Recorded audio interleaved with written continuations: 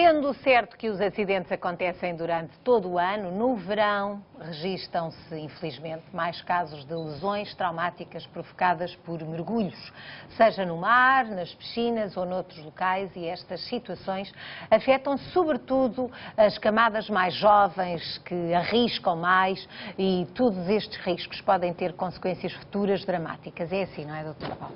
É verdade. É verdade. No verão, naturalmente que o prazer que a água nos dá pode também trazer algumas consequências graves. É preciso saber desfrutar desse prazer. É por isso que lançámos, nós, a Sociedade Portuguesa de Ortopedia, este ano uma campanha no sentido de evitar os acidentes de mergulho. Fizemos uma avaliação do número de acidentes que ocorreram o ano passado e cerca de 17 acidentes sucederam com lesões neurológicas graves. O mais grave de tudo isto é que ainda por cima ocorrem em pessoas extremamente jovens. Portanto, quando diz essas consequências, estamos a falar de paralisações dos braços, das pernas ou de ambos? É que habitualmente, portanto, as lesões de mergulho ocorrem a nível da coluna cervical. E como tal, portanto, não há só paralisação dos membros inferiores, mas em muitos casos também paralisia dos membros superiores, dependendo naturalmente do nível a que ocorre a lesão. Em lesões muito altas a nível da coluna cervical, pode acontecer inclusive a ocorrer completamente a perda total de qualquer capacidade motora a nível dos membros superiores. O que se pode imaginar é algo que é completamente dramático, portanto, para a sobrevida da pessoa, uma vez que fica completamente limitado do ponto de vista funcional e dependente de terceiros. É claro que isto traz também consequências do ponto de vista não só pessoal dramáticas, mas a nível familiar, mas também até a nível social, porque as consequências económicas associadas, portanto, a este tipo de lesões são realmente gastos muito intensos com cada uma destas lesões que pode ser evitada. E esse porque às vezes, quando estamos a falar desses acidentes, às vezes são coisas que não é preciso ser assim uma coisa muito aparatosa, não é? Não, essa é a realidade, mas estes acidentes de mergulho muitas vezes ocorrem por mergulhos em locais que se desconhecem por completo. Ou seja, principalmente nas praias, também em lagos, porque há rochas, porque para além das lesões até a nível de cervical podem ocorrer lesões por traumatismo craniano grave, portanto quando a pessoa embate, portanto, numa rocha, e por isso deve-se evitar e abolir por completo qualquer tipo de mergulho na praia, em locais em que se desconhece quer a profundidade da água, quer se existe, portanto, algo, portanto, submerso que nós desconhecemos e que pode, portanto, provocar danos graves. Portanto, que há a ilusão de que a água amortece a queda e não é verdade. Exatamente, não é? O que não é verdade. Como dizia, estas lesões acontecem sobretudo em indivíduos muito jovens, o que ainda é mais dramático. Portanto, temos mesmo que evitar, nunca é demais, ainda bem que há médicos que estão preocupados com isso, porque depois conhecem essa realidade. Portanto, o melhor é prevenir, portanto, evitar os locais que nós desconhecemos, o que é que pode lá estar, não é? E também não abusar, porque todas estas... É preciso fazer os mergulhos com segurança, não é? Sem dúvida, sem dúvida. Esse é o aspecto mais importante. E no caso de acontecer algum acidente, há alguma coisa que os outros ou o próprio possa fazer? Há alguma indicação que queira aqui? Naturalmente, a primeira coisa é tentar retirar a pessoa dentro d'água. Mas isto implica também ter alguns conhecimentos básicos. É frequente as pessoas terem tendência para tentar levantar as pessoas quando elas caem ou quando estão deitadas, numa tentativa de as recuperar. É completamente errado. Não se deve fazer isso. Se não se sabe mexer, portanto, no acidentado, o preferível é, neste caso, naturalmente, tirá-lo dentro d'água, mas de imediato deixá-lo, portanto, num plano completamente horizontal, portanto, num sítio, portanto, rígido, e não mobilizar enquanto não chega alguém, portanto, que tenha conhecimentos, portanto, para mobilizar, portanto, o paciente. Há alguns aspectos importantes que eu posso, talvez, demonstrar aqui com o nosso nenuco, que é mais fácil. Naturalmente, se tratar, portanto, de um traumatismo cervical, é que haja alguém que ampare a cabeça sempre que seja feita a mobilização. Imaginemos que o acidentado está dentro d'água. Há alguém que tem que tomar conta... com o pé e exatamente, mobilizar essa alguém zona. Que tem que tomar conta da cabeça, portanto, de uma forma exclusivamente da cabeça. Os outros tomam conta do resto do corpo, tentando mobilizá-lo em bloco para o tirar, portanto, dentro d'água e de imediato, portanto, colocá-lo no tal plano horizontal. Mas mesmo depois de retirado, há necessidade de manter uma tração que é feita desta forma, muito simples, com as mãos, portanto, colocadas... Para a pessoa não ficar entregue a si própria, digamos exatamente. assim, não é? Como se fosse a tala, mas aí, nessa porque, zona. naturalmente, o ideal é termos logo ali, portanto, um colar cervical, mas nós não, na maior parte dos casos, não acontece. Por isso, há necessidade de fazer uma imobilização transitória, de forma a que não haja nem flexão nem extensão da coluna cervical, nem movimentos rotatórios, portanto, para um lado e para o outro. Portanto, de forma, imobilização a é a evitar palavra-chave. as lesões. Porque há outro aspecto muito importante. A pessoa pode até nem ter qualquer tipo de sintoma ou sinais neurológicos, mas pode ter uma fratura. Lá estar a fratura. E se não houver estas precauções, portanto, a lesão pode ocorrer após a manipulação. E por isso é indispensável ter este tipo de atitude, de forma, portanto, a que ou ocorra a lesão ou que agrave aquela que já ocorreu durante o traumatismo. Atenção então aos mergulhos, muita atenção, seja o qual for o local, nas piscinas, na praia, enfim, nos lagos, nas barragens, enfim. É preciso realmente termos atenção às consequências de um mergulho mal dado. Algo que acontece com muita frequência e que pode ter muitas causas são as queimaduras, não é? E estas também acontecem no verão com muitos piqueniques, muitos grelhados e continua, doutora Alexandra. Muita gente, nós até já falámos disso, vamos falando aqui ao longo das emissões, mas há muita gente que ainda continua a ter dúvidas sobre o que fazer e também as situações não são todas iguais, não é? Exato, vamos tentar ajudar. Sim, é sempre bom lembrar o que fazer numa queimadura, não é? Quando uma pessoa foi queimada. A primeira coisa que eu recomendo é não usar remédios caseiros da avózinha, etc, etc. Nada. Que as pessoas pensam que pode beneficiar e é refrescante, mas isso depois dificulta um bocado a recuperação, muitas vezes até há um agravamento e o próprio diagnóstico.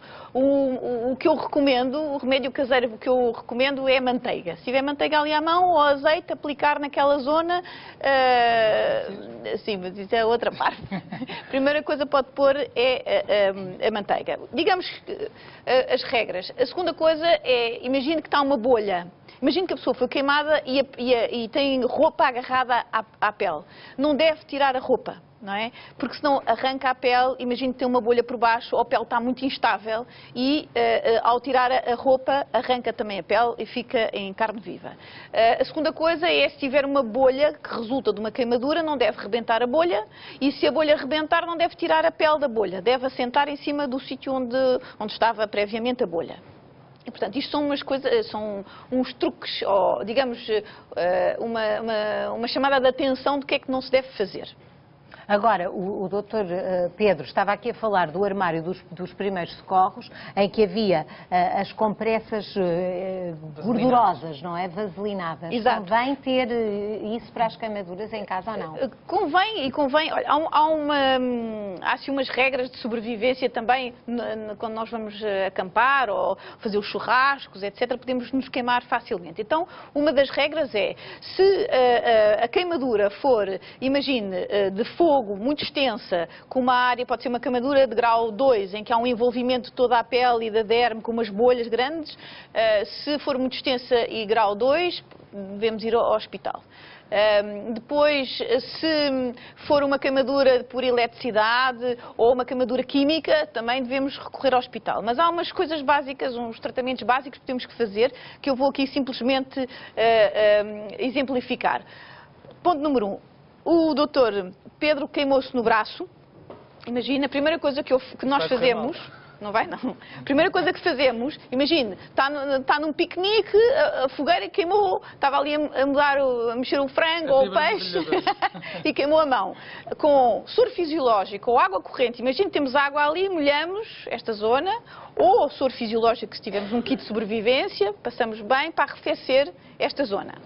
Depois, se quisermos fazer um curativo, imagine que temos uma compressa esterilizada e gordurosa, vaselinada, podemos aplicar tiramos do pacote. Portanto, convém quando se leva as pinças para o churrasco, o carvão Isso é um e o kit. peixe ao carne, levar Antiga também um madura. kitzinho, não é? Sim, aplicamos Pode diretamente. mesmo acontecer, nós estamos sempre a pensar na parte boa e às vezes as coisas piorzinhas acontecem. Ou mesmo, por exemplo, se não tivermos isto, tivermos um creme, um protetor solar, devemos expor. Algo Ou seja, seja hidratante, tudo por que favor. seja hidratante. Ou seja, se nós tivermos esta compressa esterilizada, tivermos ali um kit de sobrevivência, mesmo que não tenhamos uma compressa seca, pomos assim e imobilizamos e podemos pôr uma película aderente. Também era preciso ter a película aderente lá, não é? Não, há piqueniques Para manter- para onde se leva estas coisas. Para manter Ficamos esta já a zona saber. bastante hidratada Não e para que não... reciclar da comida, porque tem que ser limpa, não é? E tem que ser limpa. Então, Não tirar é com diretamente restos aqui. de frango, não é com Não é restos com de restos de frango, frango. nem Só de se chegares ao frango. contrário. Se chegares ao contrário, podes usar. Isto para quê? Isto para diminuir o edema e diminuir a dor e, e a perda epidérmica da água, não é? E evitar que apareça uma bolha. Também podemos fazer uma outra coisa. Imagine que ele já não tem nada disto e não temos nada destes gases chiques.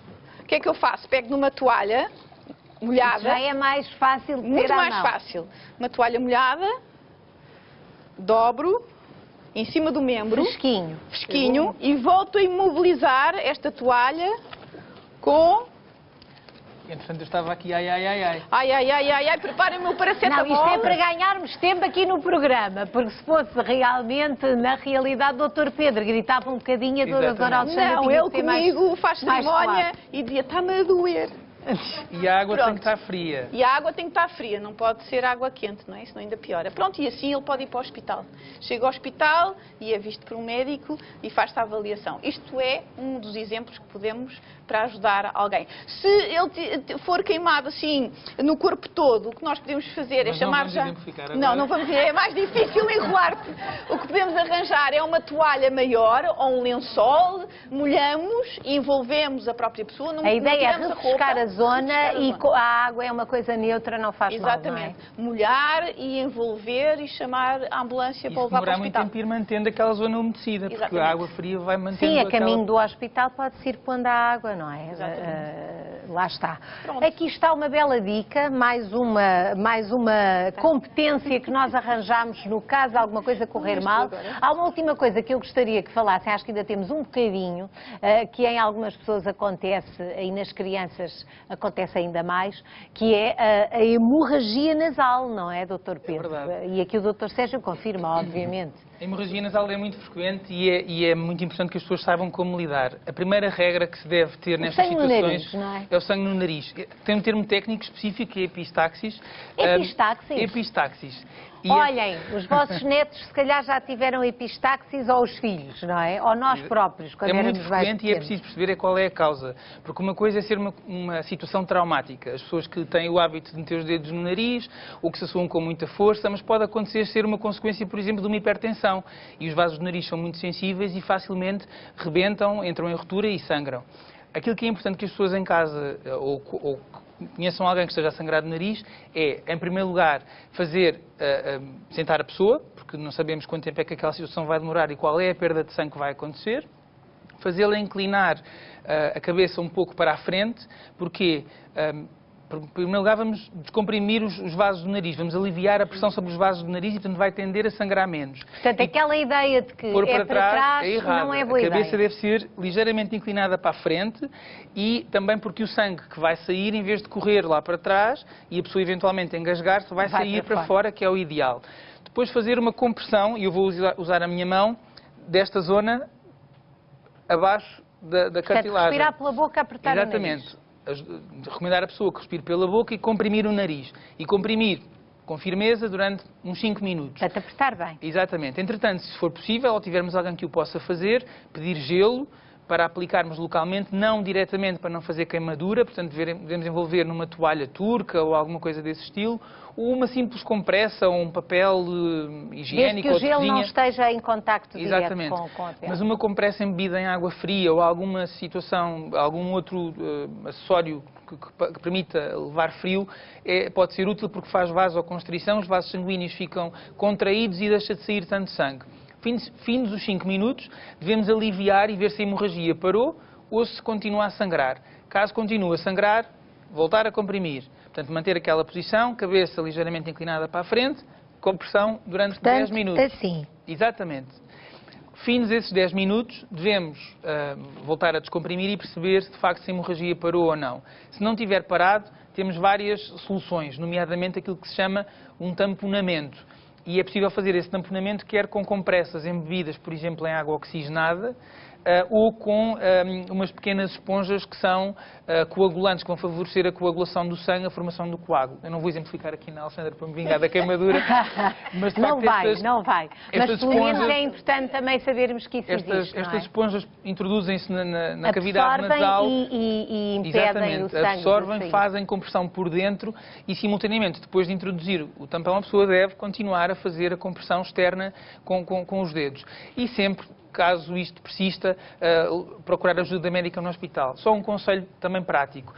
Se a hemorragia parar, fins aqueles 5 ou 10 minutos, evitar na hora seguinte introduzir o dedo, por exemplo, no nariz, e isso nas crianças é preciso ter o cuidado, e evitar a suar com muita força, porque isso pode voltar Nem fazer a muito desencadear. exercício, que é para não Exatamente. desencadear outra vez. Ora, são muitas situações que necessitam de primeiros socorros, vimos aqui algumas, outras vão ficar para outro programa. Temos de nos despedir dos nossos médicos especialistas. Uma salva de palmas para eles. Muito obrigada.